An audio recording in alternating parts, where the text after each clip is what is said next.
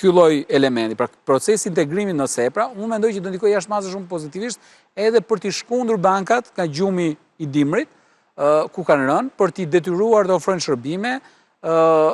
produkte më cilësore, më konkurrente, kuptohet me më pak kosto se sa konkurrentët e tyre në vendet e Bashkimit Evropian. Në fakt, kjo ishte pyetja e radhës që në çfarë mase përvojat e vendeve të tjera si Maqedonia e Veriut apo Serbia mund të shërbejnë si model për Shqipërinë në implementimin e SEPA-s. Ju e thatë që kanë më shumë. Jo, nuk, sepse jemi në të njëjtin stad. Përveç Serbisë, e cila nuk ka pranuar të jetë në këtë fazë, po mendoj që është çështje më tepër vendimare gjeopolitike, se jam i bindur që Banka Qendrore e Serbisë ka dashur këtë gjë, po janë vendime të tjera gjeopolitike që e kanë penguar, por që ky është një projekt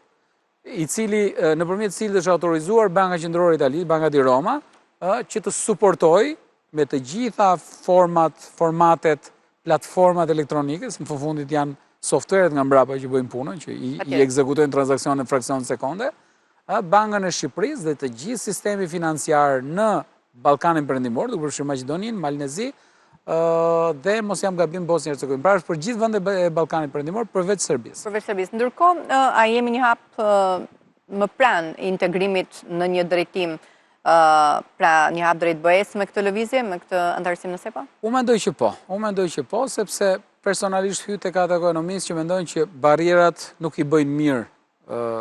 ndërveprimit mes tregjeve, kështu që heqja e çdo lloji barriere në tregje është një anë pozitive, lehtëson qarkullimin e kapitalit, qarkullimin e burimeve të prodhimit, që janë krahu i punës,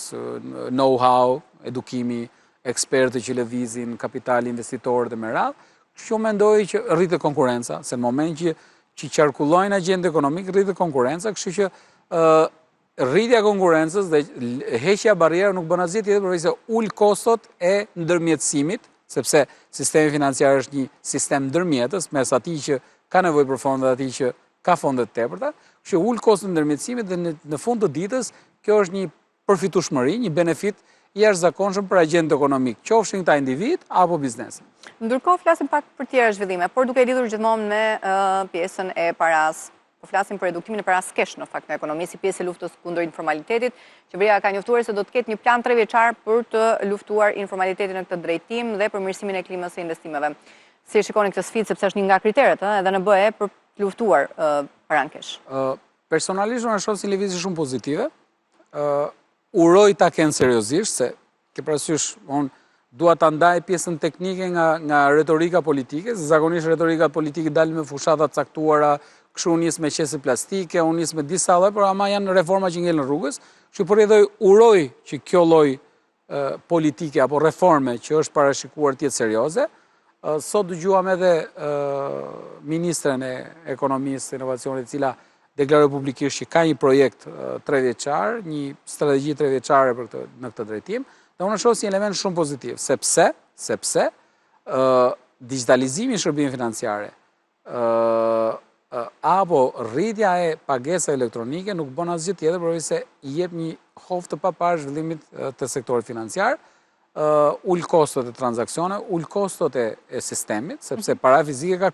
kosto në prodhim, ka kosto në transport, ka kosto në ruajtje, pra një para që ne nuk e mendojmë fare, ne ikim me pushime në Sarandë ose ikim pushime në Theth dhe përdorim paran kesh nga ATM-ja, por nuk mendojmë fare si ajo para ka ardhur aty. Jeni të bindur që ka një kosto të jashtëzakonshëm ai proces. Kështu që reduktimi i keshit nga përdorimi në transakcione ndërveprime të përditshme absolutisht një element shumë pozitiv, sidomos për institucionet financiare, pra redukton kostot e këtyre agjendëve ekonomik që na ofrojnë të lloj shërbimesh, por në anë tjetër për ne si individ ka kostot e veta para e kesh, ka koston e humbjes, e vjedhjes, e dëmtimit paras, pra janë kostot që ne kemi pas gjithmonë, i kemi mbartur, dikush më shumë, dikush më pak, i ka përballuar. Besoj se cili për nesh na ka humb një banknot monedë, ose na kanë vjedhur, ose kemi harruar diku e me radhë. Kështu që këto element reduktohen shumë.